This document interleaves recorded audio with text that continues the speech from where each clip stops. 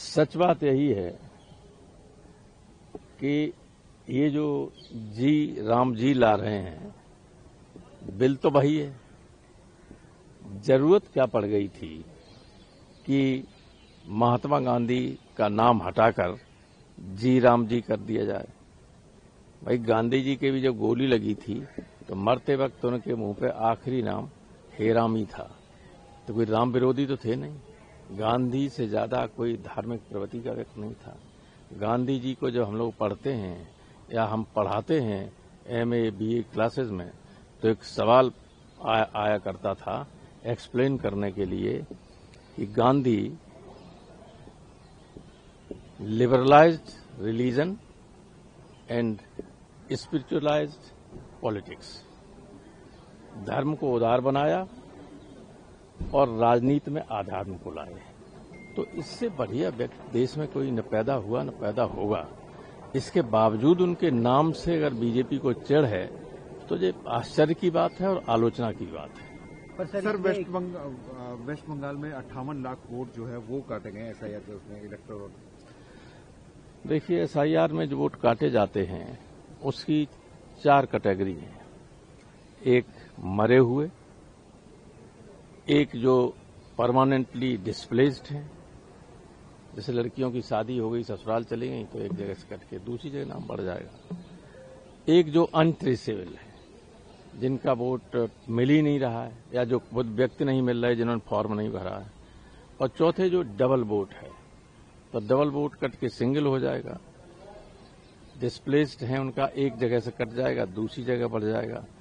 ये अभी नहीं है पूरा स्पष्ट कहीं से किया जाता है इसमें कि जो यहां से चला गया वो दूसरी जगह बना या नहीं बना। तो प्राइमा फेसी देखने में ऐसा नहीं लगता है। हाँ, जहां गड़बड़ी की जा सकती है और वो गड़बड़ी सरकार के दबाव में अधिकारी कर सकते हैं। जैसे उत्तर प्रदेश में ये कोशिश की जा रही है कि मुस्लिम नाम जो हैं उनमें स्पेलिंग में भी अगर फर्क हो तो उनको कैटेगरी C में डाल दीजिए।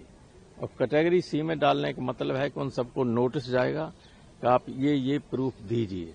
परेशान होंगे, वोट तो बन ही जाएगा, लेकिन वोट काटने की साजिश तो हो ही सकती है। बंगाल में जो वोट कटे हैं बहुत बड़ा राज्य है, 62 लाख कोई बहुत बड़ी संख्या नहीं। हमें लगा उत्तर प्रदेश में तो 4 करोड़ कटेंगे। सर मतलब ये ड्राइव सही है, लेकिन बस जो अधिकारी जो कर रहे हैं SIR के बारे में जो अगर बात की जाए वो सही है। प्रक्रिया में कहीं कहीं गड़बड़ी है।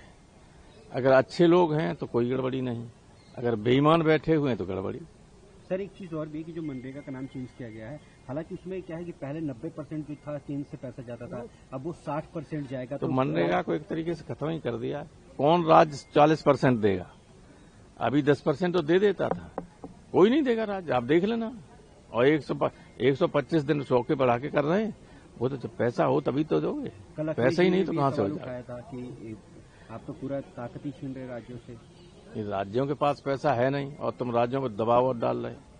40% का 10% पहले किया था तो सबकी मांग पे ही 10% किया था। उस तत्कालीन सरकार ने सत्ता पक्ष और विपक्ष के सारे सांसदों की राय का सम्मान करते हुए राज्यों से केवल 10% और दिल्ली से 90% की व्यवस्था की थी। इन्होंने तो ये करते वक्त किसी को, अपने बीजेपी के भी किसी को आदमी को नहीं पूछा होगा। अधिकारियों ने जो बना दिया उस पर ठप्पा लगा दिया।